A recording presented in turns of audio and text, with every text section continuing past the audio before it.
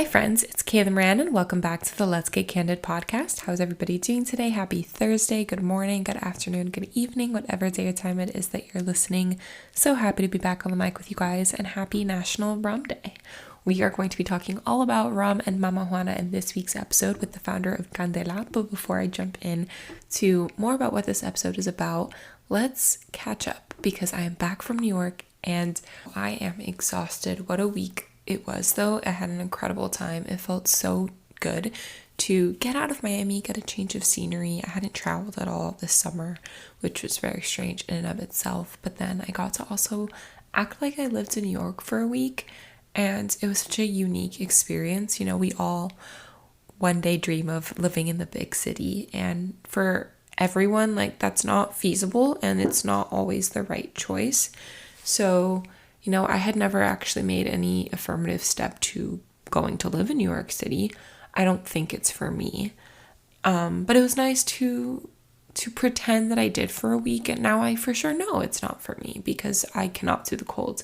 But I enjoyed my time. I had so much fun staying with a friend, seeing friends, meeting my clients, going to dinner, going to drinks, happy hours, running around the city like a chicken with my head cut off. But it felt really good to, you know, go on a business trip. This was officially my first work trip. Like, I had gone to Orlando for a day for an inspection back in the fall for my PI job, but this was the first time I had gone on a work trip for my own firm, for my own businesses.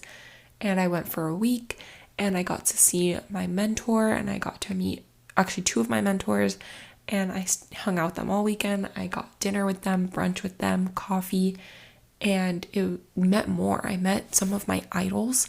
Sherman Laka, who is the founder of Level Up Legal, which is the founder of the conference, the Empire State of Law conference that I was attending. She was on the podcast, actually, episode 50. I'll link it below for you guys. She is one of my biggest mentors, and it felt so cool to finally meet her in person and hang out with her and just, you know, hear more about her story and meet her team and meet her friends and her colleagues. And I just felt so in my element, like this is where I'm meant to be. And now that I'm out of law school and have been working and building my own firm for a year, I 100% know that this is the route that I'm meant to be on. And I just felt so reaffirmed in that. And meeting more of my colleagues in this industry who are trailblazers and pioneers in this industry, in, you know, cannabis and psychedelics, in IP, in chat GPT and AI ethics issues, you know, all these really interesting questions that we're talking about in the legal community and the people are curious about how they work in the real world. You know, it was so insightful and I learned so much, and I just have so many ideas and things I want to do now, having met all these people, and the opportunities that are coming my way are absolutely incredible. And I'm just riding a high. I'm exhausted, but I'm riding a high. I truly don't know how it's already mid-August. Yesterday, I didn't even realize it was already Tuesday. Like, I don't know how today is Wednesday because I landed Sunday night, super late at night. So I feel like Monday just went by like a blink of an eye. Even though I went to work and I like did a full day at the office for my PI job, I literally was yesterday, I was like, what day is it? Like, what did I do today? I felt like I was like in a time warp, like it just didn't happen.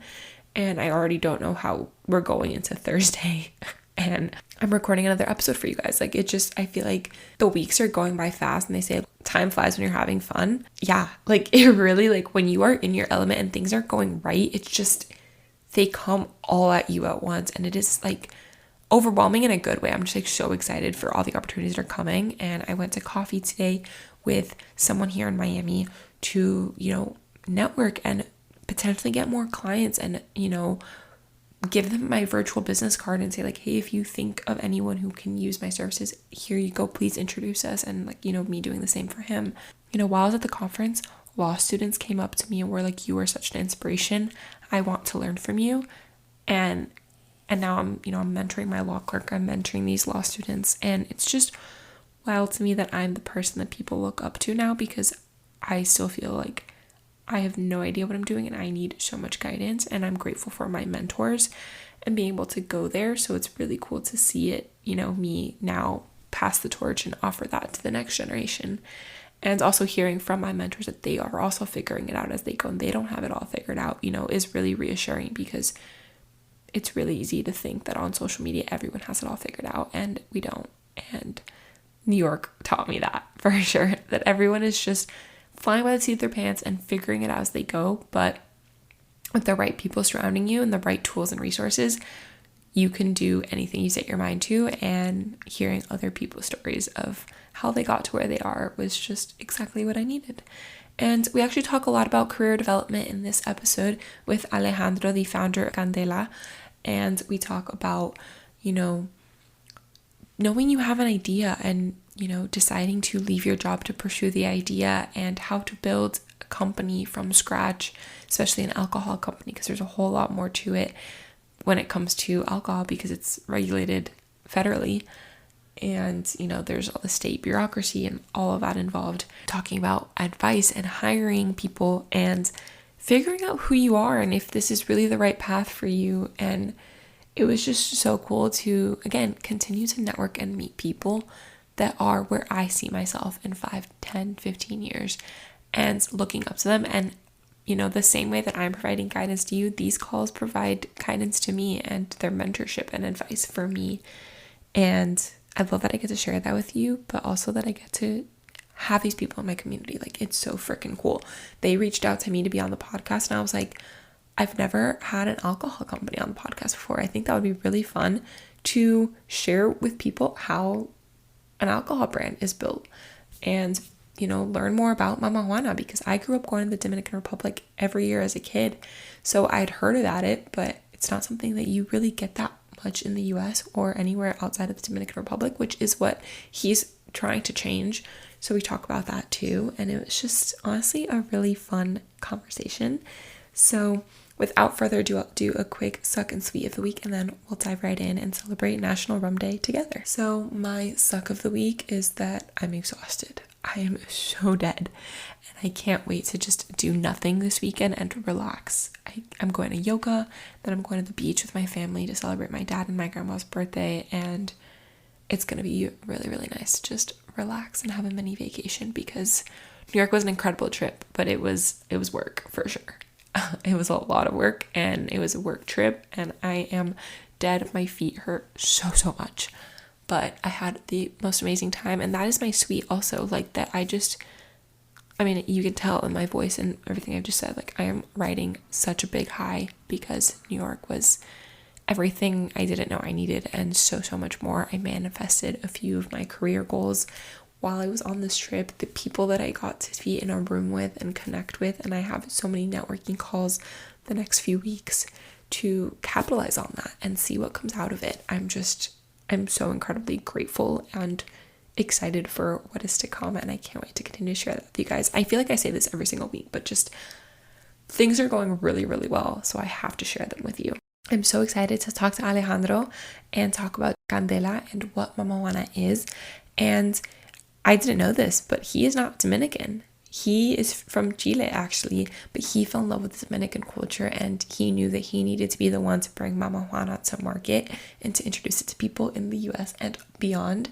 And, as someone who is also Latina but not Dominican, going to the Dominican Republic every year as a kid, it was like the best time. We had so much fun on vacation. It was beautiful. The food, the culture, the people, the music. We talk about it in this episode, and it felt like coming home having this conversation with him. Honestly, it felt so warm and buzzy, and felt like I was talking to my big brother, and we had so much fun. So I hope you guys enjoy. If you like this episode, please leave a rating and review. Please subscribe to the show, share with a friend, tag us as you're listening. Let me know if you want more episodes, who you want to see next, what topics you want me to cover, and I will see you guys next week. Meet Alejandro and Candela. So, Alejandro, what's something that people wouldn't know about you just from following you? I think most people wouldn't know anything because Yeah, you're not the usually face of the company. I'm a very private person, and I rarely post. It's like maybe on my birthday I'll post, or recently on Father's Day, which, I'm a recent dad, so very proud of that. But yeah, I wish I posted more, but yeah, I'm a very private person. Yeah. I was gonna say, I was like, when I was trying to find your profile to like see who you were before this, and I couldn't find much. So I was like, yeah, I figured you were gonna say something about being private. I But know. I always tell myself like on New Year's, like, okay, this year I have to be more out there, more open. But I don't know, I just get busy and then I totally forget to do it. yeah. No, I think it's like it's admirable. Like I've noticed that as I've gotten older, I feel less of a need to share my life online. Like, growing up as a kid in the digital age, like, you wanted to show your friends what you're doing at all times of the day. And Yeah, I honestly, like, it's 3 o'clock. I've barely posted today unless it's like promoting like my podcast or something right. because I've just been busy. But yeah, I just have noticed like I don't really post as much anymore, and like people will literally be like, "Are you okay? You haven't posted anything all day." I'm like, Everything all right? I'm busy. Like I just forget, or like there's just nothing to share. Like life's not that exciting, when you're staring at a computer screen all day. You know what? What happens in my case? People always think that when you own a liquor brand, it's just a very sexy lifestyle. So they always see photos of our parties and when we're doing crazy stuff or the travels to the Dominican Republic and all these things. But literally 95% of my day is looking at an Excel screen and just like answering emails and calls. Um, it's rare when we do the exciting things and that's when we post. So I totally know what you're saying. But yeah, I do want to try to post more because people, when we show them what we're doing, when we show them what's under the hood a little bit, they really like to see what we're working on. So I've Yeah, made that commitment. I love seeing behind the scenes of companies, especially not so much people, because people are people and like we all kind of do the same thing, but companies, I'm like, okay, what makes this brand Yeah, different than this one? Like the behind the scenes is what makes it special. And exactly. so, yeah. Exactly, and the highs and lows and the failures and all that stuff is so cool to share because behind every success story, you can count, 10 times more failures that are what paved the journey to the success, and it's really exciting to hear those things. And I feel like when you're an entrepreneur, it's great to tell other fellow entrepreneurs about these pitfalls so that they could learn from them and avoid them, and it's also relatable too. Absolutely. Yeah. As an Yeah, entrepreneur, I posted, I don't know if you're on Threads yet or if Candela's on Threads or you've seen we it, but we just got on it. yeah, I was thinking about it because I had a client call on Monday, and when they asked me about prices, I was like, I'm confident in saying it, but then she was like, "Can you break it down for me?" And like I was confident, I knew it, but then like after the call, I was like, "Why is it so hard for us?" Like a little different for you, but like as a service provider, like why is it so difficult for Yeah. entrepreneurs to demand that they get paid what they're worth? And like I made that a thread, but I was like, "Give me Mm. advice." Like I'm a young lawyer, like how do I get really good at like this is what my services cost? And it's an expensive degree. Like and it's hard Oh, when yeah, you gotta pay I'm for it, of course. but, and she's one of my friends and she meant well, like, it wasn't that, but it was just like the question Mm. popped in my mind. I'm like, with any like I've had the client calls where they're really like it's not that she wasn't gonna pay, she just wanted to know, whereas other clients are like, "Yeah, no, that's too much." Like and like, yeah, a lot of times my calls like don't my consultations go nowhere because the client doesn't wanna pay and I'm like, that's just like, I'm already charging on the low end because 'cause I'm new, so imagine like Right. if I was charging more, like it's really hard as an entrepreneur. So I like that you mentioned that sharing the pitfalls and yeah, that it's relatable. It's true, and what you're saying is really interesting. We deal with this a lot because we work with so many independent creators and different talent that we're always dealing with this issue. How much are we gonna pay for things? What's fair? What's not? I guess my quick 2 cents of advice, if you'd like to hear it, is Please. that usually it's good when you kind of standardize. So, okay, you're a lawyer. So if you standardize whatever it is that you do and just make it like a very quick and simple, like this is what it is, that's what I would recommend. So, for example, let's say you make a list of the top 5 services that you offer. I'm making this up, but let's say creating company contract like LLC agreements, or if it's immigration, you do, the types of visas that you do, or whatever type of work you do. And I would literally create your rate card, which details each service and like a flat fee or a per hour if that's what you charge on based on additional services. And I would just send it out, and like, these are the rates, same for everybody. And then if there's any pushback, if somebody says like, hey, you know what, that's way more than what I would have expected, you can say, look, happy to work something out with you. What makes sense for you? But at least you're giving them a starting point. Yeah. And No, I and think for that, it I makes think sense. that's great advice. And yeah, I do something similar. And I always like, I have a lot of mentors and friends that are a few years older than me in the space. So I'm always like, okay, what do you charge for this? Or is this like, I based my prices off of their prices. Exactly. And I lowered it a little because they have X amount of years of experience over me. So I'm like, okay, I'll do a little bit less. Yeah, you adjust it. And yeah, and I'm willing to work with people, but it's hard. No one talks about how difficult it is. Like, there's a lot of advice and stuff out there now on social media about starting a business, about any kind, and like mentorship and networking and all these different things. But once you're actually in it, and again, you're just staring at a computer screen all day, it can get a little overwhelming. And it's like, Oh, well, yeah. I'm the one in charge here. Like, you're like, If you don't do it, nobody else is yeah, going to do exactly. it. Like, the buck stops with you. But yeah, But so I really admire what you're doing, and all entrepreneurs, I admire them, because being an entrepreneur is so difficult. Starting something, being your own boss. People think that it's the dream, right?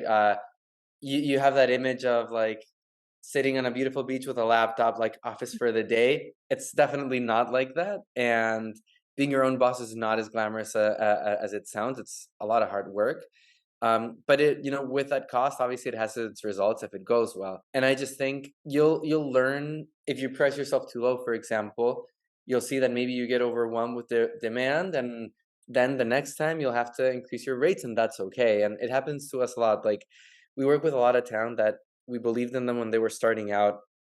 I'll give you an example of like a great videographer that we work with. He's literally a kid, but he's so talented, and we're one of his first clients. But we committed to doing a lot of work with him, and his rates have now gone up crazily because now he's gotten like kind of famous. And I don't want to be that asshole that says like, "Hey, you used to charge us, 10% of this," but then he's also reasonable and doesn't charge me the same thing that he charges his mega clients.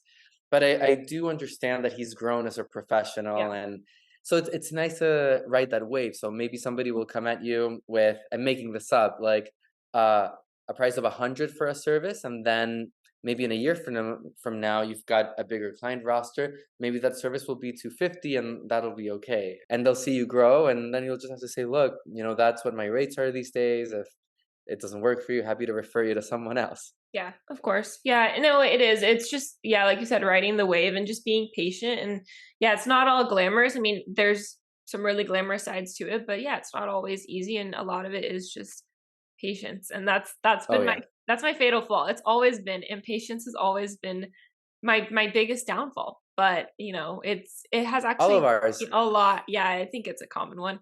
It's helped me a lot being an entrepreneur, or just as a person. I've grown and evolved so much as a person, just Mm. being an entrepreneur. And I mean, I started being an entrepreneur way before I even realized I was one, with a blog and a podcast, and Instagram way before, like in college, while I was still in law school. But it's crazy to think like I wouldn't be where I'm at today had it not been for social media, and that's how we got connected. And I think social media, it's a highlight reel. It does a really good job of making it seem all glamorous, but there's a lot that goes on behind the scenes. But to go behind the scenes of Candela, what is Mamajuana? That's the big question. I know what it is because I'm Latin, I grew up going to Dominican Republic, but for people who aren't familiar with it, what is Mamajuana? Where does it come from? Talk a little Yeah, of course. Happy to tell you all about it. You're asking the right person. So bit. if there's one person you can ask, you got him in front of you. So the easiest way to understand it, I think, is Mexico has tequila, the Dominican Republic has Mamajuana. It's that simple. It's the native drink of the Dominican Republic. And what is it? I call it rum's sexy cousin. And it's because it's a rum-based drink, so it's made with rum as a base, but then it's infused with all these natural spices, ingredients, and wood bark, and it gives it a really nice flavor. It's way smoother and lower ABV than most rums, so it's easier to drink. And people just take it as a shot or on the rocks. You don't even need to mix it. Cool. Yeah, I definitely want to try. I want to try yours. And I was telling you off air, like I don't know if I've had it, but I'm Cuban Ecuadorian. I grew up drinking rum my entire life, up until I got to college, and then my parents gave me alcohol early. Um, started off with All Latinos. mojitos. Yeah. Started off with mojitos by the pool, and then by the time I got to college, I was like, this is too sweet. I don't want this anymore. And I drink whiskey now, or tequila. Hey, look at you, badass. But yeah, I think it's cool that it's like, I like that, the rum sexy cousin. It's unique. What is it like rum? What is rum made out of? For people who aren't familiar with rum or the different types of fruit or plants that alcohol comes from, what is rum made out of that Mamajuana then comes from? Yeah, good question. So if you enjoy tequila, you'll really enjoy Candela. And it's all rum is usually made from sugarcane. What's special about ours is that most rums, if you look at the shelf, 97% of the rums sold here in the United States are made from sugarcane molasses, which is the concentrate of the sugarcane juice. Our product, Candela, is made from the sugarcane juice. So it's like the difference of drinking an orange juice from concentrate versus fresh squeezed orange juice. Okay. So our product is way more natural than most of the rums you'll find on the shelf. It's as farm to table as it gets. It's all from sugarcane grown in the same place that it's distilled instead of collected from different countries. So it's as pure and fresh as you can get. And it's made from the sugarcane juice, which is then distilled and then aged in ex-bourbon casks in the Dominican Republic into a beautiful product. I just really want to go to the distillery now. Like I remember as a kid when we would go to the Dominican Republic, I was that kid that would grab sugarcane from the the street. And it's great. It's great to chew on it. Yeah, I love. It's funny because I have a lot of friends from in Miami now that are not from here, and like whenever they order a drink in the sugar, they're like, "What is this? Is it like a tree?" And I'm like, "Do you want it? I'll take it." Like I'm not even drinking the drink; I'm drinking something else, and I'm like, "I'll take the sugar." I want the sugarcane. You know what's funny is that when you go to a lot of places in Latin America, Brazil, Colombia, Cuba, it doesn't matter where, the sugarcane juice, which they call guarapo in Spanish, it's actually a health drink. It's like a cold pressed juice. It's like a celery juice. People drink sugarcane juice. It's actually not that sweet, surprisingly. It's not. Yeah, I think that's why I like it so much off the actual sugarcane itself, because it's not as sweet that way. Yeah, so it's actually really healthy. It's great. It's great for you.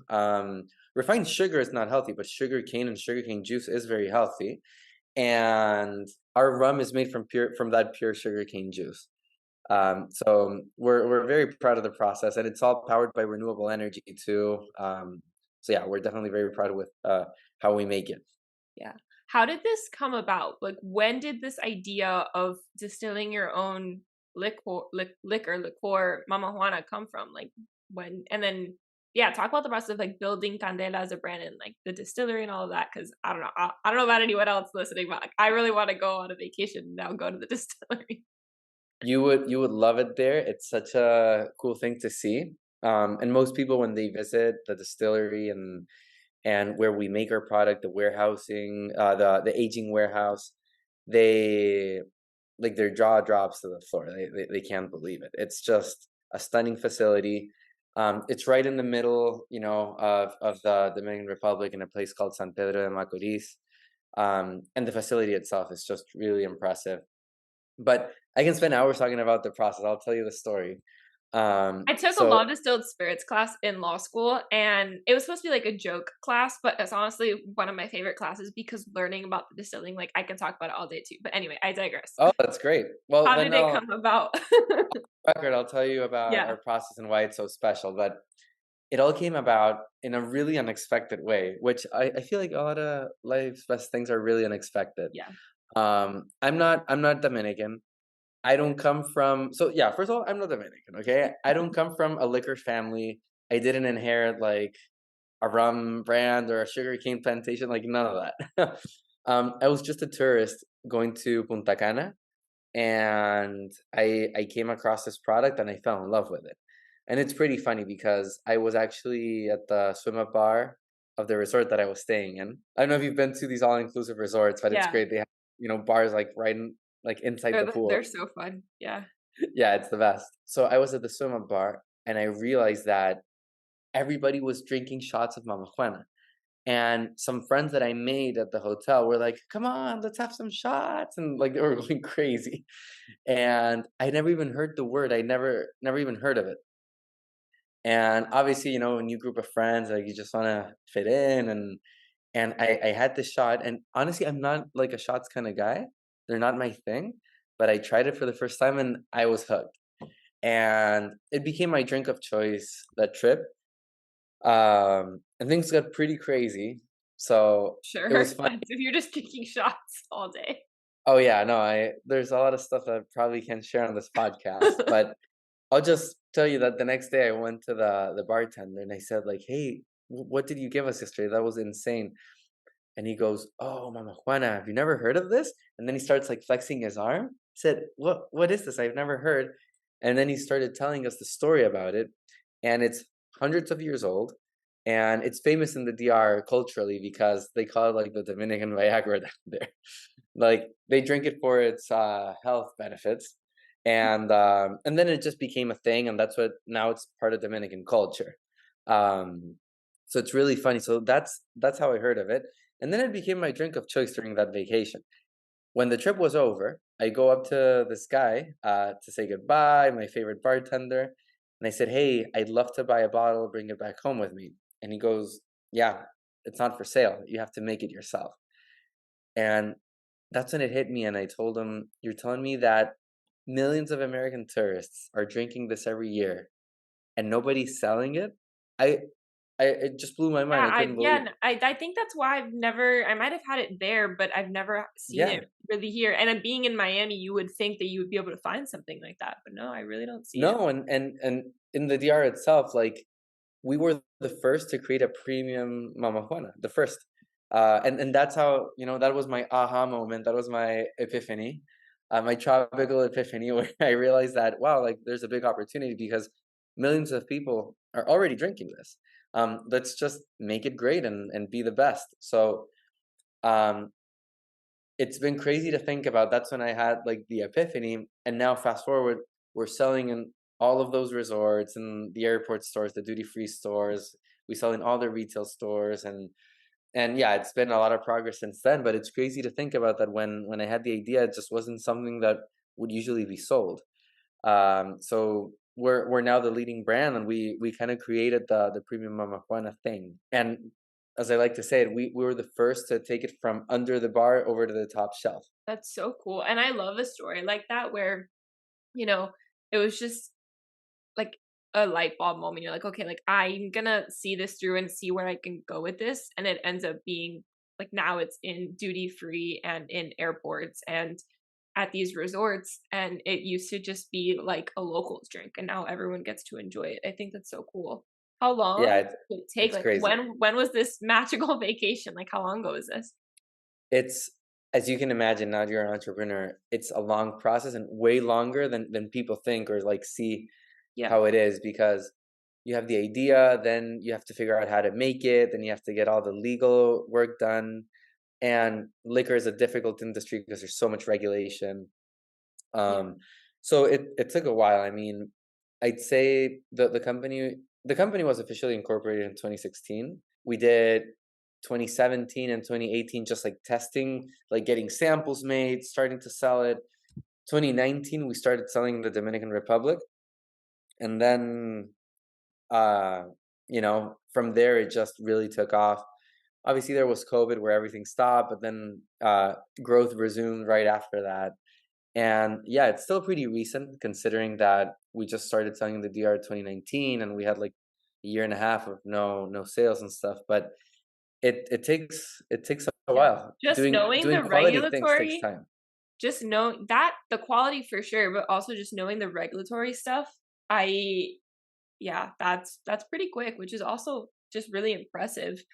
Where do you guys sell it here in the US? Is it in any restaurants, any liquor stores? Is it like a Total Wine? Like where can people get it here? Yeah. So here in the States, in Florida, which is where we're based, and our main market, we're everywhere. So, retail, you can get it at Publix Liquors, ABC, Total Wine, Big Daddy's, Jensen's. When it comes to restaurants and bars, you could get it at, so many places like the Four Seasons, like the Soho House. You could get it at the Esme Hotel in South Beach. You could get it at Shuckers. You could get it Casa Tua. All these great places in Miami carry it. But we still have a lot of growth ahead of us. I mean, right now, we only have formal, like full distribution in Florida. So we're not even in all the other states yet. And yeah, can't wait to get in there. Yeah. No, I mean, just I'm sure the distribution side of things, like I know that certain distributors, there's only like they're limited how many they can have in a state, and then also like the groups of states they can be in, and it's a process. It's a whole thing, yeah. Yeah, that class was so fascinating to me. I'm actually glad that like I'm using it in a podcast. Who would have thought? Who would have thought? But no, I'm gonna try it. I'm gonna go find it this weekend. We're going to our condo at the beach. My mom and I love to make drinks and like mix up a mixology. We joke that her and my brother Nice. in her retirement are gonna open a bar. This woman will mix up any drink. Like she's like, oh, like I'm just gonna throw this in, and ends up being good. And I'm like, that looked really disgusting going in, but okay, cool. Well, I'd love to see what she comes up with. Oh yeah, Candela. I'll definitely. Yeah, no, I'll definitely. I'm gonna look for it. Hopefully, we can find it, and then I will tag it, share it, and I'll show you. Publix Liquors, that's where you'll find it. Yeah, hopefully we go to. I don't know if we're gonna go to Publix here before we leave or in Marco Island, but hopefully we can find it. They have it all across the state, so you can get it there as well. Yeah, but yeah. So wait, you're not from Dominican Republic. Where are you from? I'm not. I'm actually from Chile, from Santiago. Okay. Very yeah. cool. So it's so funny. People always think, obviously, that I'm Dominican, and not only because I own the leading Mamajuana company, but also because I just love Dominican culture so much. I love everything about the island. I love the island itself. I love the beaches, but the people, the culture is just, it's hard not to fall in love with it once you're there and you live there and you have a company there. The people are the nicest, warmest people you will meet. The food's fantastic. The nature's beautiful. And the music, don't even get me started. I mean, I know. Every time, like, it's funny, you know what? Two things always remind me of the DR when I was a kid. Coco Locos. That's what I would drink as a kid at like the swim up bars. Yeah. And which is funny because I don't really like coconut that much. Like I like coconut water and like the meat of the coconut, but like I don't like coconut flakes or like coconut flavored. Yeah. Drinks. So that's really funny. But I think maybe because I had so many of them as a kid. You had too many Coco Locos and you need to give it a break. And the song Pásame la botella, because that would always be playing in the resorts when I was a kid in Dominican Republic. And yeah, that's such a good song. I love that song. But you're right. Like the culture is just, it's so much fun. They generally are like such a fun, like that, like DR and Costa Rica for me are two like my favorite Latin American countries to go back to. It's crazy when you think about it. The DR, small island, small country. They have bachata. It comes from the DR. Merengue comes from the DR. Dembow, great reggaeton. Obviously, all the best baseball players. Yeah. So many great people. Cardi B. Like Alex Rodriguez. Yeah, A-Rod, like Big Papi, which we just sent them a gift the other day. No, like so many legends, and it's a tiny island. It's crazy to think that so many like legendary people and parts of culture have come out of there. So we hope that Candela is the next big thing to come out of the DR. I mean, I think you guys are well on your way, and I want to come to one of your events. Like, I want to like come like behind the bar. Like, I don't know. Like, I love all that stuff. Like that to me, and just like you were saying bachata. Like, just I love to dance. I grew up as a dancer, and just dancing Latin music like that is just that's my favorite thing. That's funny. I went to law school in Tennessee, and which is a very wild place for me to be. But I was like, I would be the only like there was one bar one time that played. I forget. It was like a very like it might have been Gasolina or some song like everybody knows, and I like made my friends. Yeah, it might have. I don't know, one of the two. And I made my friends dance with me. Like they didn't know how to dance, and I was like, I don't care. Like I don't care. I'm the only girl in the bar. Yeah. First, everyone's just staring at me, dumbfounded with cowboy hats and cowboy boots on. But like I'm gonna dance. Like I love it, and I love that. Miami's where I'm meant to be. I need to go home. So much fun, and I love I dancing. can see that. Salsa and bachata are the two main ones that I dance. But yeah, Listen, if you love that, you got to come to one of our events. We throw crazy events. you have All my of our email. events. Just email me. No, there's one in particular that I think would be fun because all of the events that we do are kind of outrageous. Whether they're a small fitness event, we always do crazy stuff. But there's a big dance party that I think you'd like. We partner up with a great Latin party called Perreo Galáctico, Okay. and I don't know if you've heard of them. They're I gaining a don't lot think so. of notoriety in Miami because there are these underground parties in Hialeah in a warehouse, and they get crazy. I'll send you the videos. You're not gonna Yeah. believe it. The only It's time I've heard warehouse party is my 16-year-old cousin begging me to let her go to a warehouse party. I was like, I'd rather sneak you into a club than let you go to an underground warehouse party. But okay. Listen, I'm gonna send you the videos. You're not gonna believe it. Last one was 1,500, like 1,500 people, and it's dancing like all the classic reggaeton songs, like Pásame la botella and like all those. And it's a crazy vibe. So the I'm next down. one, Sounds and fun. it happens once a month, and I'll send you the invite for the next one. You're gonna love it. It's such a Cool. good time to go with your friends to those things. Yeah. No, please. That would be so fun. And yeah, I think it's really cool. You were saying like going back to how like recent this has all been for you guys and like everything that you guys are able to do. Just what has that been like for you that took it from conception to now? Like how does that feel like seeing an idea you had? It really like okay, like I had the idea, but okay, it wasn't a crazy idea. Like this actually worked. Like looking back now, what has been your Yeah, favorite part? it's a great question, and there are so many great moments. It's even hard to remember. Like sometimes I go through my photo album and I see like all this stuff that's happened. I'm like, wow, I can't believe all this happened in a year or in 2 years. And I think there's definitely highlights. Like every time that I see the bottle, like in the airport and in Santo Domingo, we have a beautiful pop-up store. So you go through security and then it's like boom, it's like right there. It's like beautiful pop-up, all Candela branded, and just like walking by that airport and seeing that is just incredibly a prideful moment. Like I see it and it's hard to believe, wait, that's my brand. It's crazy. And then going to places that you've always been to, and then all of a sudden, like it's your drink. It's such a nice feeling, like going to Publix and seeing my drink there next to brands that have been around for decades, and then you see your drink there, or the other day I was at the Four Seasons and in this happy hour, and they were serving my drink, and I'm like, if I ever told myself when I had the idea that the Four Seasons would be serving my drink, like I would have never imagined it. Yeah. But or celebrities. Like the craziest thing that happened like that, I think the highlight was very recently. Somebody sent me a video, like, "Hey, congrats!" I'm like, "What?" And I opened the clip, and it was Cardi B holding our bottle, like on a TV show that they were interviewing Oh, I her. think I saw this on your Instagram recently. Yeah, like Yeah, someone I saw it somewhere recently. and what's Cool. crazy, and I'll tell you That's really the real deal is that we didn't even send them the bottle. So you usually like a brand like will send celebrities our yeah. bottle, and or PR agencies, they do that, marketing influencer agencies.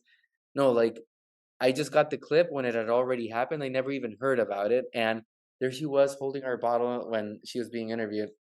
I couldn't believe it, and she was telling stories about how Cardi B and Offset were drinking Mamajuana in the DR, and while holding the Candela bottle, and it was like, wow, I can't believe that they didn't plan this, and it just happened organically. So But that's the stuff that, best because it just shows that people that are from there, like, they're embracing it too. yeah, yeah, it's crazy. Or like, there's been a lot of other famous people that we found out that they drink our product, and it's been crazy to find out. Like it's just so surprising, and it's those moments where we say like, wow, like this was just an idea in my head, and now we got these famous people drinking it and these famous venues selling it. So it's a great feeling, and that's what motivates you to really keep pushing when you're doing all the unglamorous work. Absolutely. Yeah, so what is your favorite I mean, if you want to share a little bit about the distilling process. I know a lot of alcohol companies they keep it secret. They have their private, their things that they don't like to share so other people can't replicate. But if you want to share a little bit about it or just share your favorite ways to enjoy it, like favorite mixers. I know you said you don't need to mix it, but for anyone who likes a cocktail, your favorite cocktails with Mama Juana? Yeah, absolutely. So I love to drink it on the rocks or as a shot. That's my go-to. But what ended up happening is that bartenders in these hotels, like they'd make a mojito with it. They would make the piña coladas with it. They would make all these drinks with it, and people will say like, "Holy shit, this is the best mojito that I've ever tried." And then we realized that it just makes fantastic cocktails. It's so easy to mix. But ultimately, I just recommend have it as a shot, have it on the rocks because it has such a special flavor that you're gonna enjoy it more, and it's really smooth. It's easy to drink. So that's how I recommend having it. And then how it's made, we take great pride in how it's made.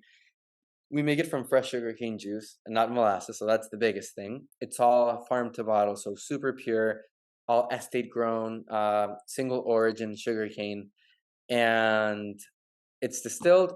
Then it goes into a bourbon cask where it's aged, and then it's infused with the Mamajuana extract, where we grab our signature blend, because there's no standardized way of making Mamajuana. So I tested dozens and dozens of recipes until I said, "Ha, like this is the one that I like."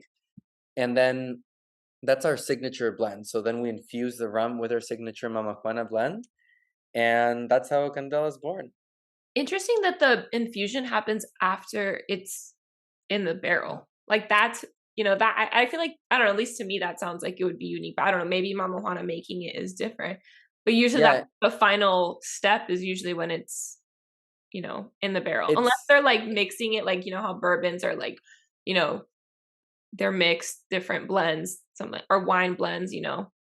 exactly. So the way that it works is that we the facility that makes Candela makes a lot of the best and most award-winning rums in the world. So we're very fortunate to be made in that same facility. So what happens is that they'll take rum from a great batch, a great cask, and they'll in the bottling process they'll take it out, they'll infuse it with our signature blend and make in the right proportion in our unique recipe, and then that's how the Mama Juana is made. So Okay. it's a great way to be very authentic to using all the natural ingredients that usually go into a Mama Juana, but then being able to scale the production process to make as much as you need to export. Yeah. So That's yeah, cool. we're That's really cool. To me, like, I just like think of like you testing all the different blends, like mad scientist out. I remember going to, yeah, since I went to school in Tennessee, we got to go to a couple distilleries in Gatlinburg, like in the mountains, and like actually see the production process of moonshine and of bourbon, or not bourbon, yeah. because bourbon's Kentucky, but and then seeing them in lab coats and like the smelling and like the test and like that part to me would be so much fun. So I can't imagine. And then also like all the seasonal flavors and things you guys get to do with it. That's exactly how it is. I go to this distillery. I tell them what I like I tell them types of flavors that I like, types of brands that I like, and then Willie, which is the master rum blender, comes out. This guy's a legend. He's like, Of course his name you is know, Willie too. Like that's just the classic. That's how you know he's this good. guy was born to make rum. Like if you saw him, like he was just born for it. And it's part science, part art. And this guy's just the best at what he does. So he just listens to me and he's like, okay, give me 1 sec. So he goes to the back. Then, as you said, somebody with a lab coat comes and they're like, here. And they give you a bottle with no label, just like a handwritten, like, here's batch 394X7. And then you try and you're like, wow, this is incredible. But okay, maybe a little bit more cinnamon or less aged or less this. And then he just starts like making his little changes. And one after the other, then all of a sudden like it just hits. You're like, yes, like this is what it is. And then he records it, and then that becomes like our recipe. And then every batch that we do, the recipe is securely stored, and then there's a lab that does 4 different types of analysis and tests to make sure that every batch is produced according to the standards and recipe that follow the Candela recipe. So it's a beautiful process. It's awesome to see how it works, and it was a lot of fun testing and try to figure out the best way to make candela. Yeah. What are some of the spices that go into a traditional Mama Juana recipe for anyone who is wondering what these flavors would be? Great question. So there's no standardized way of making it. Some mama juanas have 15 things, others have like 4. In my opinion, the things that cannot not be in a mama juana to be considered a mama juana is number one, this type of wood, which is native to the DR, which is called pegapalo, which it translates roughly to rosewood in English. The second wood is called palo Brasil. And then third are some of the spices or the leaves, for example, the maguey leaves, which are these leaves that you see in the Mamajuana. They're also from the DR. And then certain spices also have to be in it, like clove, cinnamon, anise. Like those things for me are like the core. Those two types of wood, the maguey leaves, the clove, the cinnamon and anise, or anise, as some people say it. It's those are the things that cannot not be in a mamajuana to be considered a mamajuana. On top of that, some people add other stuff. I've seen some recipes with nutmeg. I've seen some recipes with ginger. I've seen some recipes with anything that you can imagine. But I think those are the core ingredients. Then rum, and then usually honey to sweeten it. Well, it sounds like it's like both like moonshine and like just like any like the start of any Latin dish at the same time. For Like, real. It is kind of like moonshine, and honestly, I think it's how most spice rum should be. And here's my opinion on this. When you buy typical spiced rums, I'm not gonna say any brands, but when you buy a lot of the famous spiced rums in the store, a lot of them will use artificial extracts, artificial flavors.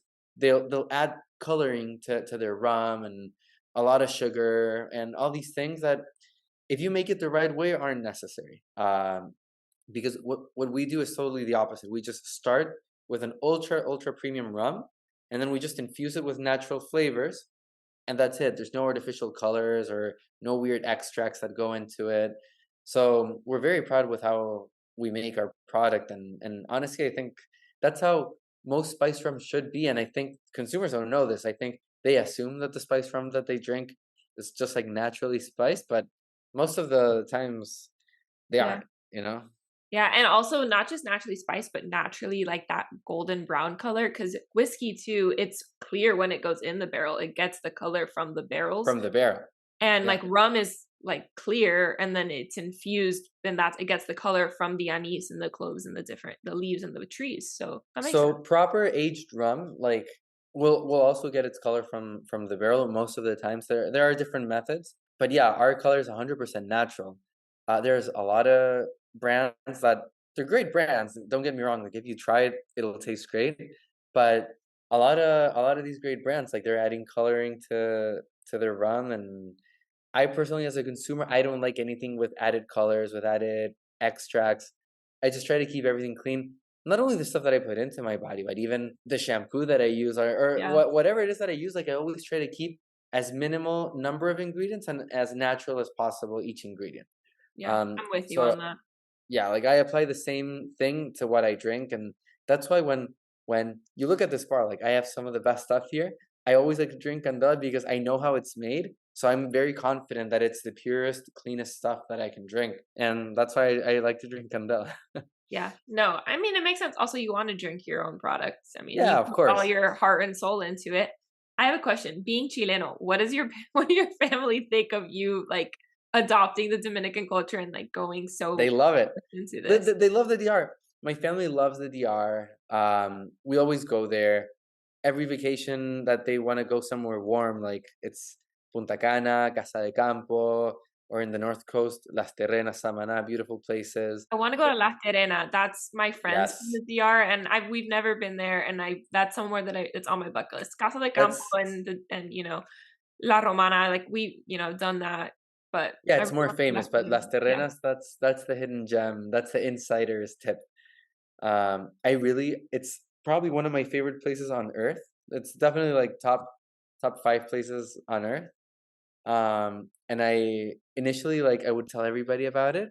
Now I never tell anybody about Las Terrenas Hey, because it's like starting to become a thing, and I don't want it to be because it feels like you're in a deserted island, just like so much raw natural beauty that I hope it stays like that forever. yeah, for sure. I know. It's funny. I just think it's hilarious because like we're being Cuban and Ecuador, and I had never been to Ecuador up until this year, and obviously I've never been to Cuba, so we go to the Dominican Republic a lot or the Bahamas a lot because it's right here. Yeah, to get that, the Caribbean culture and like feel like we're at home. So that's so funny. it's funny that for you guys it's kind of the same way. Although Chile is definitely on my bucket list. Chile, Argentina, to do Patagonia and all the wine I can I can drink. Yeah, all great places, all great places. But it's funny you say that because it's kind of like a shift that we gave our product and our branding. Because initially it was very much about just Dominican culture, but then we realized that a lot of the Dominicans in the States, they've never even been to the DR, and they really identify with Dominican culture, but they're American. And it happens with all Latinos really, especially Latinos that were born in the US. Yeah.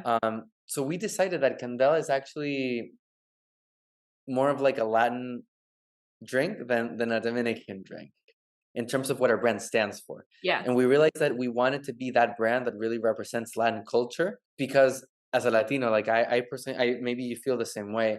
I personally feel that like you look at hip hop, there's so many great brands that are associated with hip hop, but you think of Latin music and Latin culture, there's very few brands that are actually like associated with that. Yeah. And as a Latino, I feel like there aren't a lot of brands that are really like owning Latin culture like in a cool way and in like a trendy I way. think it's hard because there's so many countries and each country is so unique and has its own cultures. But yeah, I Yeah, think there are some elements of the culture that do like all of exactly. them identify with. So I think that's kind of cool. I like that. I like that So kind so of that's what we did. feedback. We worked with some great people that kind of helped us identify this, and they realized that what lies at the DNA, like at the essence of the Candela brand, is what lies. They said, what is the essence and the DNA of all Latin people, whether you're from Ecuador, from Cuba, from the DR, Puerto Rico, Colombia, like what is it that makes Latinos Latinos? Because when you meet somebody Latino, they're a Latino, right? Like whether you're from Ecuador or Colombia, Venezuela, at the end of the day, we really share a lot of the same values and culture and way of being, right? It's kind of like the same, even though you might have different drinks and different types of cuisine, right? But ultimately, it's kind of like the same culturally. And we kind of discovered something that is the common thread between all Latin people, and that's our secret sauce, which I can't really share right now. But we're redoing our branding, and that's going to be like the thing of our brand. Ooh, I'm That's the excited. inspiration of our branding. We On found, that pitch right there, I was like, I'm waiting. I'm intrigued. So I'm excited to see what comes out. yeah. Well, I'll give you a glimpse. So we realized that, and it goes in our tagline. Our tagline is Candela. Our new tagline is "Feel the Fuego," and we realized that the fuego is what all Latin people have, and Yeah, my and the friends joke fuego, about that. Like, well, I mean, a lot of people joke about it, like being spicy, like Latinas are yeah, spicy. Like, and all my exactly. friends, they're like, you are just too much. And I'm like, I can't. Yeah, exactly. And those typical memes of like Latinas, like Being like crazy, yeah, they're true. yeah, and they're true, and but we love that about it. And have you seen like those typical memes of like gringo Americans being like rehab, like I dated a Latina and I survived, all these things. And that's what makes Latinos great and unique. And it's like we're fiery, we're passionate, we're outspoken, we're unapologetic, we're so proud of our culture, and that's what makes Latinos Latinos. That's what unites us all. There's a lot of differences, right? An Ecuadorian and a Venezuelan, totally different. A Brazilian and a Dominican, totally different. But there are a lot of things that really do make us the same. And Candela's trying to capitalize on that and really make that like the essence of our brand.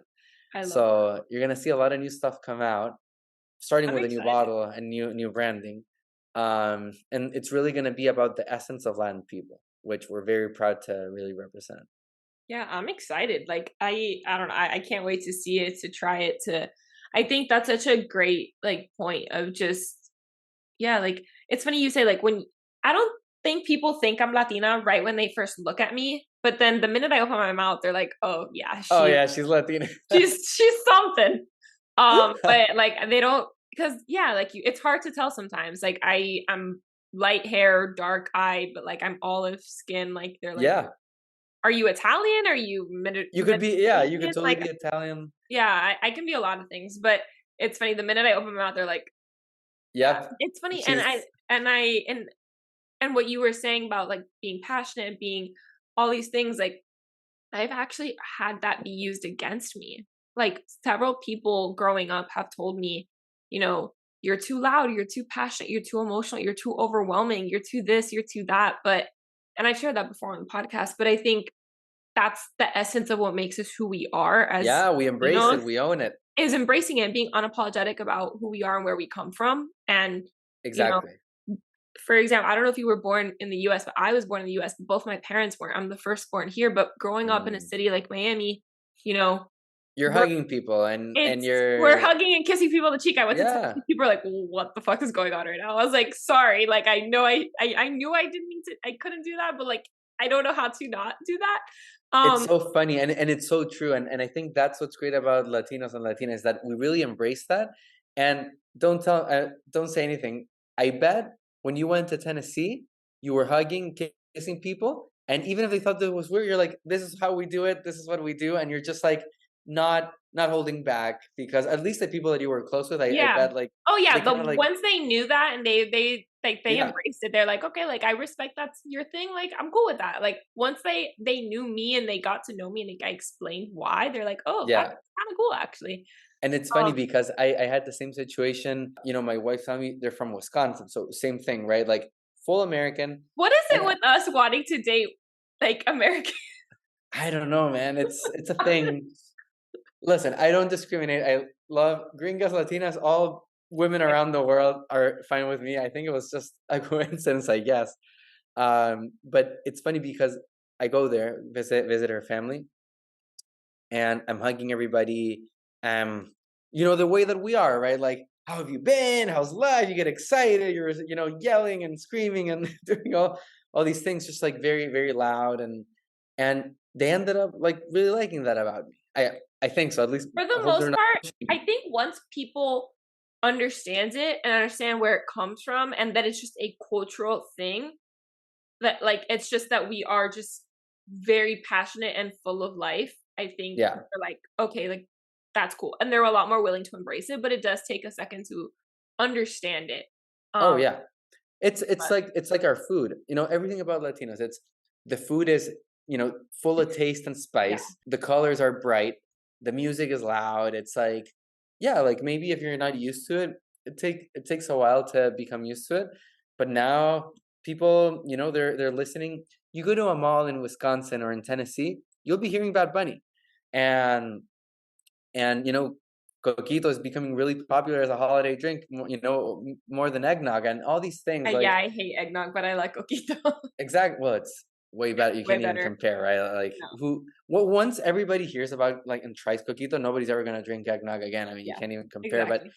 But it's like I feel like Latin culture is finally starting to cross over to the mainstream. Yeah. And consumers are loving it. Like people love it.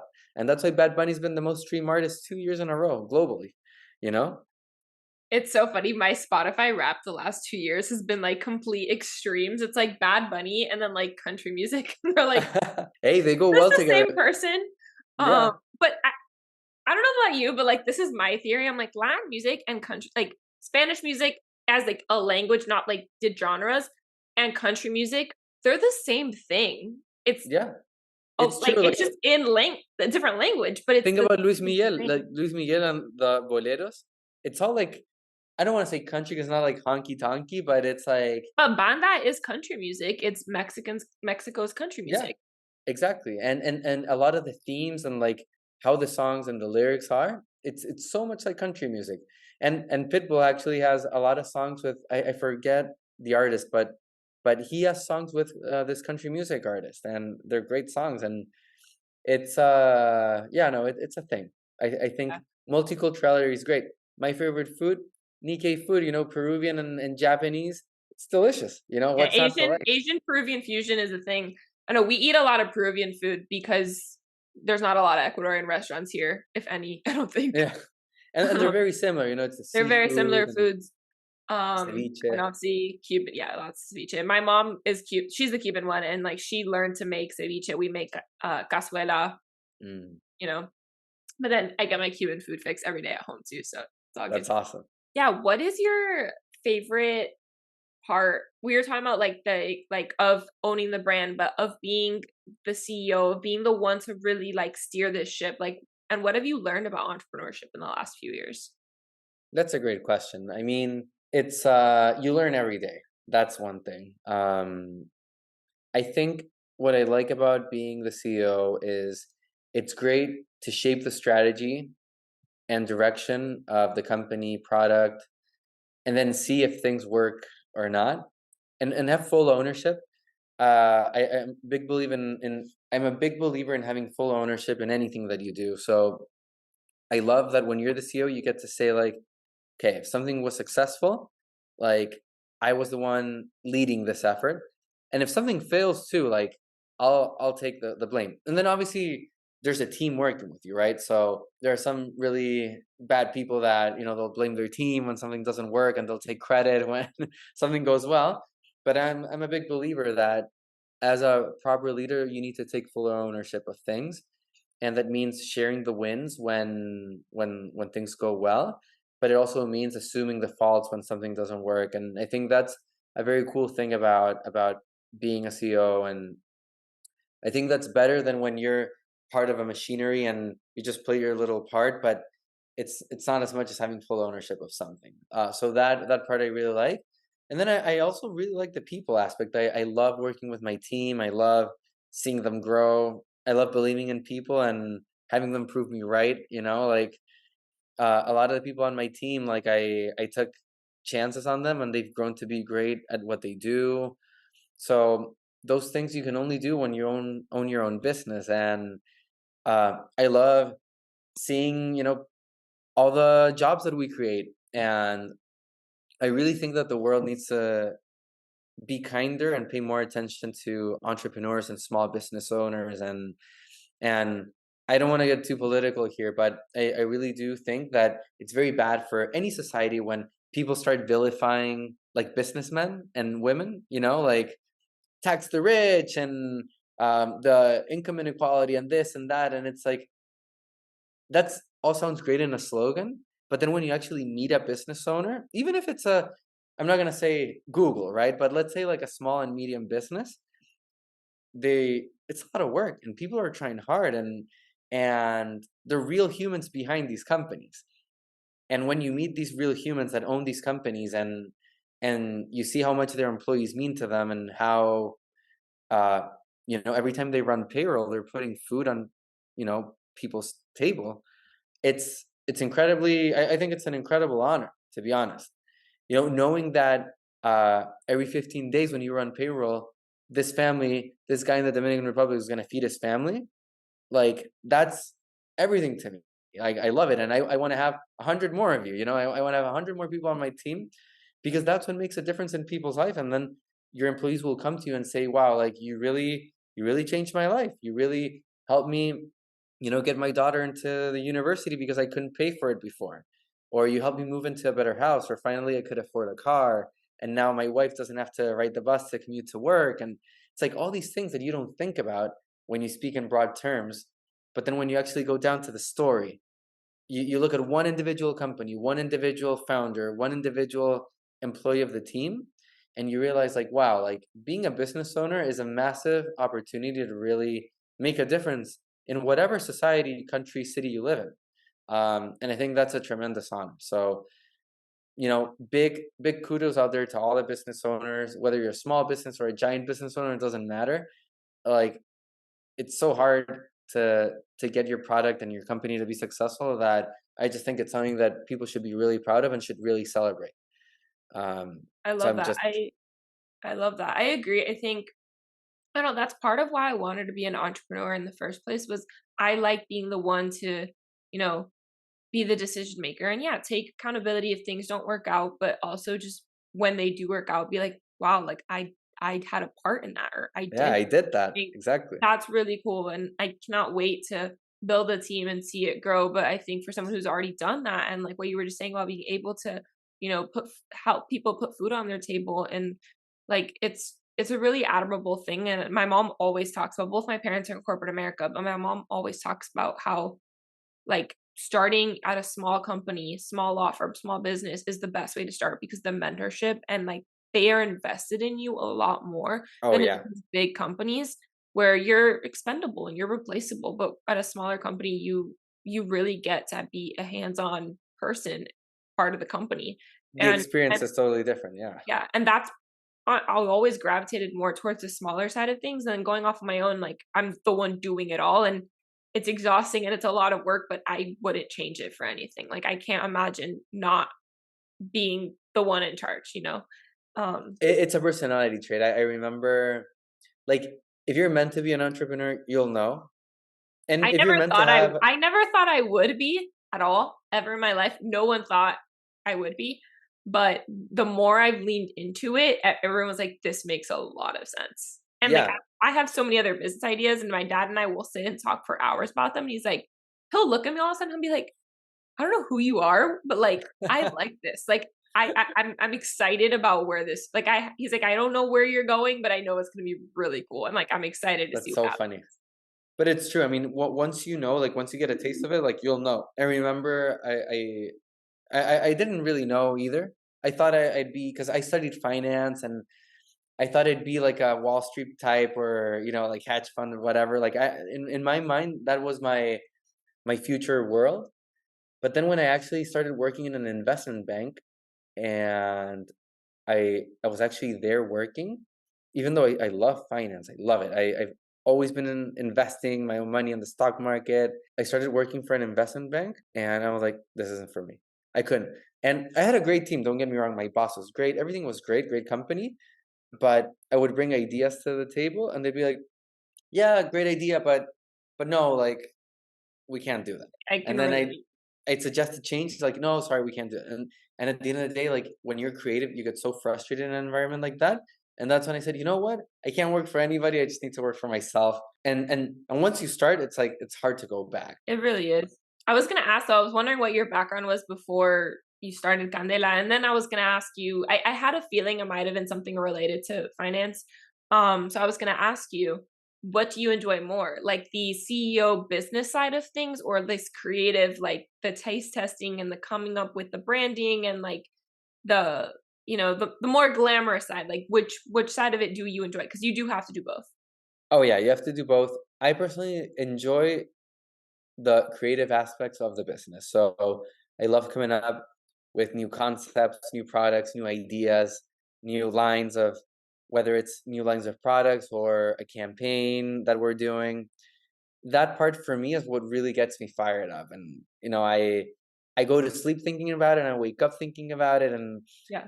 it's the part I enjoy the most. You have to do everything, obviously, when you run a business, but I think that part is by far the one that I really enjoy doing the most. Yeah, which makes sense with what you were just saying about what it was like for you working in investment banking, Yeah. and finance. But yeah, I had a feeling that that was what you did beforehand. I was like, I want to ask, like, which side does he enjoy more? Um, Oh yeah. It's but no. I'm a creative person by nature. Like like what you said. Like I'll be talking about business ideas all day long, I'm and really good at coming up with ideas for other people. Like people be talking about their own thing and like yeah. their what Why don't they're you do working on. this? And I'm like, yeah, and they're like, you should. I'm like, I mean, that's kind of why I became a trademark attorney. Like the strategy behind the brand and building of the brand. I was like, this is enjoyable to me. But like, Yeah. I love doing that for other people. It's really hard to do it for myself, but I'm really good at doing it for other people.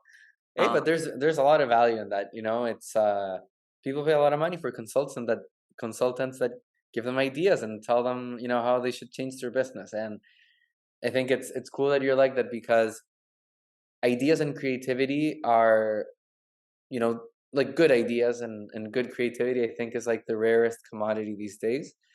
There's a lot of great managers and a lot of great professionals out there, but it's coming up with these unique concepts that is truly a very valuable commodity out there. And yeah, that's why you get big companies that, rather than creating their own products, they'll usually acquire smaller companies, because even though they have the best people in the world in their roster, they can't come up with these ideas. usually I think I was talking about this yesterday. I think the best companies, the best businesses in general come from where the founder themselves had a need for it, and then they saw a white space in the market and they're like, I'm gonna be the one to do Yeah, it. And that's exactly what you did. You saw that there wasn't Mamajuana being sold anywhere, and you're like, exactly. I want to drink this, like, so I'm gonna make it for me and then I can sell it. and it grew. And, I think that's why these businesses get acquired, because the big guys at the top don't think about, the little things like that. But I think there's so much value in being those little companies. Then you get to choose, like, do you want to be sold to a bigger company or do you want to stay independent? And then that's totally up to you. But I think it's really cool being the one to be able to say, like, I saw that need in the market and I took it. I took it. I went for it. And Exactly. it You went worked for out it. for you. Yeah, we still have a lot of growth ahead of us, but yeah, it's great to see that at least it's starting to work, In my mind, like, I want Candela to be more famous than Patron and be consumed by that many millions of people. We're still very far away from that, but we're going in the right direction. And that's the dream, I want to create this and make it the most important Dominican brand and have a beautiful brand home and experience a museum and everything in the DR that people can visit and just be immersed in the story and what we're all about.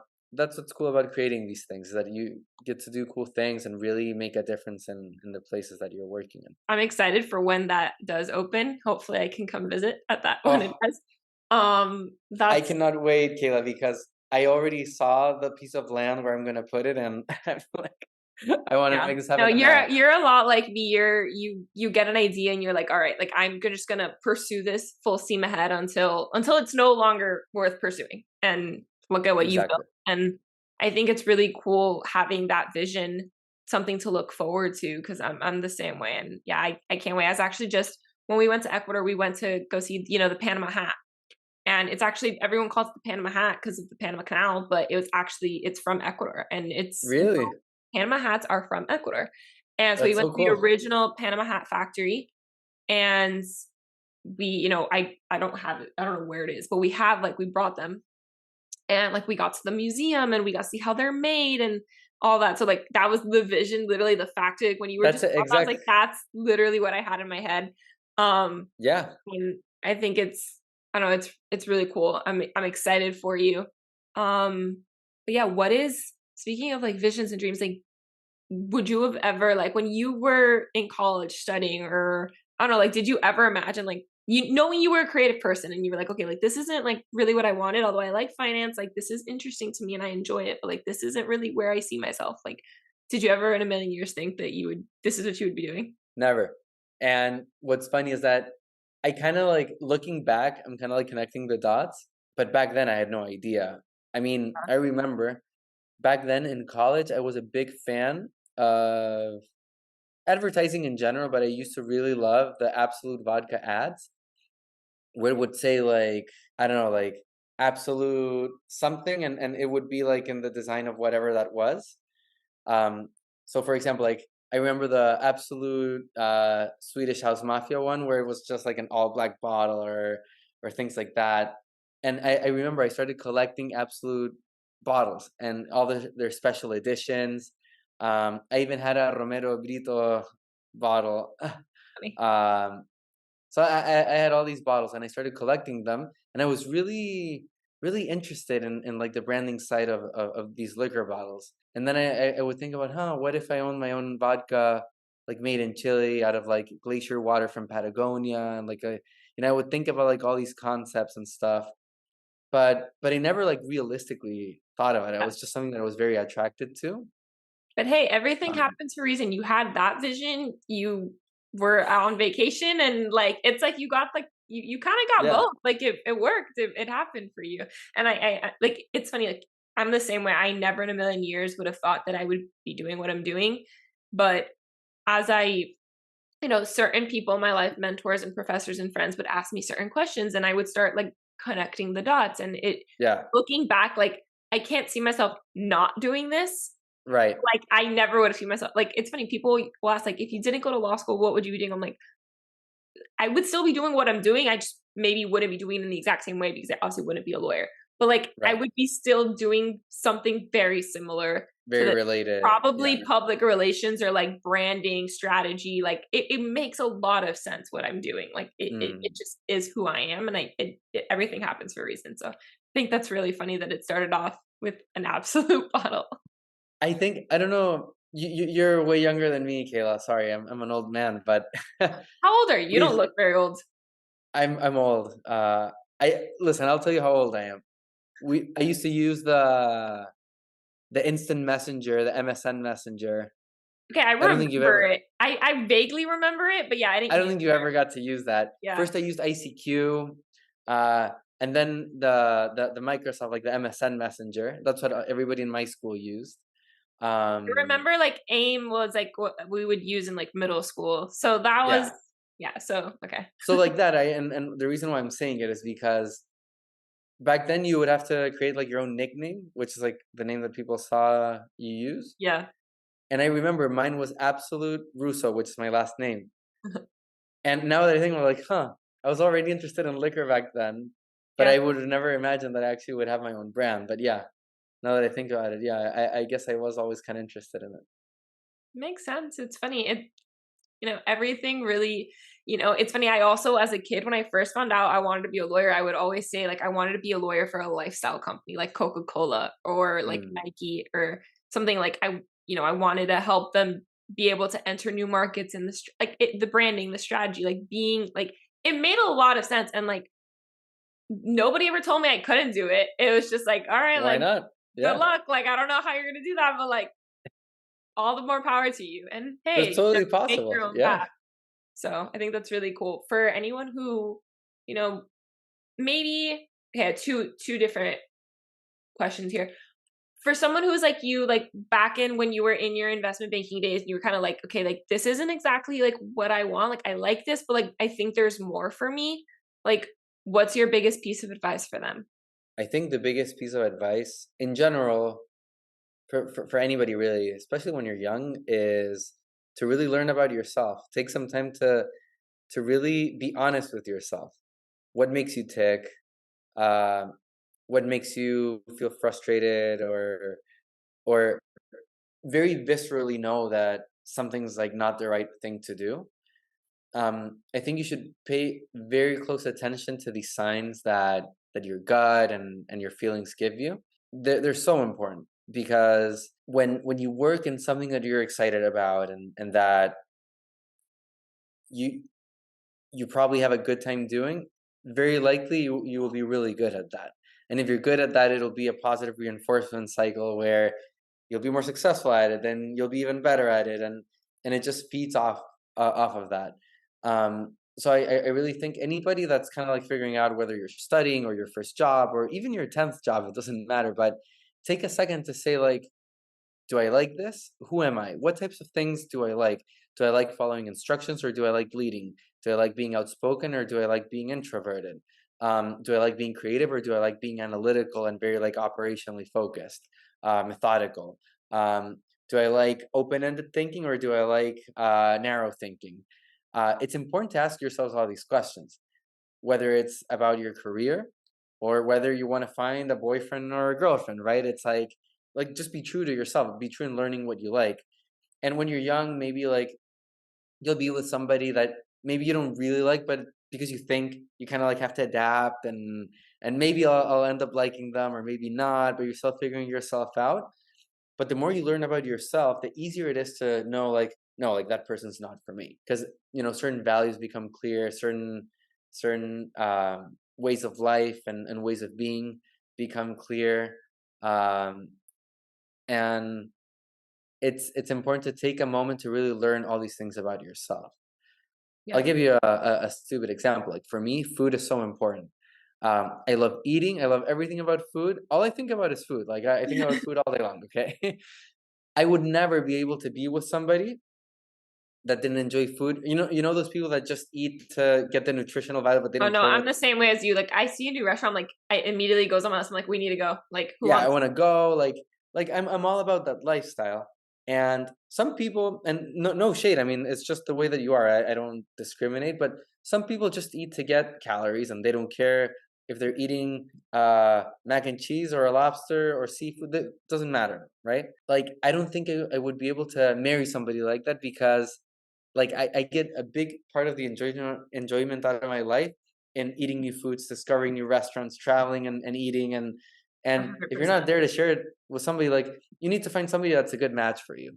Or if you're a party animal, all you want to do is go to Burning Man and, all these different things, and you have somebody that hates loud music and doesn't like concerts, like maybe it's Yeah, not it's the not right gonna work. person. Yeah. So same thing applies to your career, and if you're starting your own business, it's if you can't stand people or social situations, like maybe don't start an influencer agency. You know what I mean? Like like learn about yourself and do things that really go along with your nature. I would say is a good piece of advice. Yeah, that's great. Honestly, I couldn't agree more. And then for people who are just early stage entrepreneurs, they have that idea and they don't really know where to start or where to go from here, or they've been doing it for a little while but they need some guidance. Like for someone who's just starting out and being an entrepreneur, what's your biggest piece of advice for them? To start, that's the biggest advice. There's a great saying that says, uh, hesitation killed more businesses than failure ever did. And I'm such a big believer in that, because I always get people that come to me ask me for advice. Hey, let's grab coffee, let's grab lunch, I'd love to get your advice, right?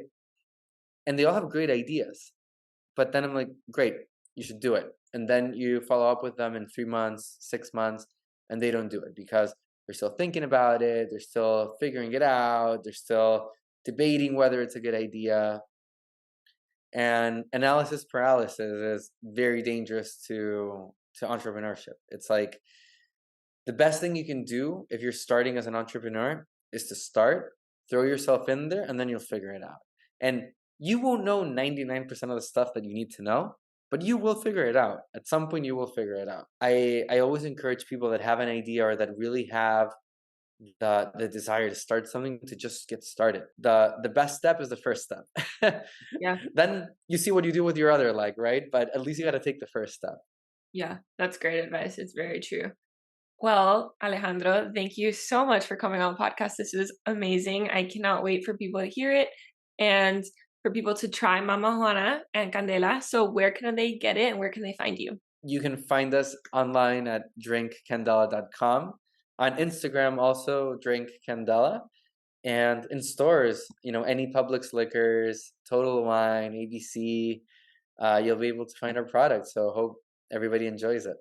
Well, I will link that below. Thank you guys so much for listening, and I'll talk It's to you been guys such a soon. pleasure. Thank you so much for having me.